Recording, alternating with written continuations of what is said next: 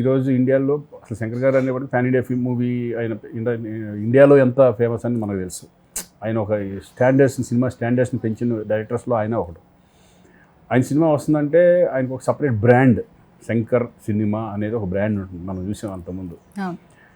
అటువంటిది ఇప్పుడు ఈయన ఇంత పెద్ద స్టార్తో చేయడం, అలాగే ఈ ప్రొడ్యూసర్ దిల్ రాజు గారు మళ్ళీ అందుట్లో, ఈ ముగ్గురు కాంబినేషన్స్లో వస్తున్న సినిమా కాబట్టి ఆడియన్స్లో హై ఎక్స్పెక్టేషన్స్ ఉంటాయి. శంకర్ గారు కూడా ఈ సినిమా ఏంటంటే పొలిటికల్ ఉన్నా కూడా మెసేజ్ 100% మెసేజ్, మెసేజ్ లేకుండా ఉండదు సినిమా. మంచి ట్విస్టులు ఉంటాయి, అంటే ఏం జరుగుతుంది, ఇది ఏంటి ఇట్లా జరుగుతుంది అనే ట్విస్టులు మంచి బాగుంటాయి.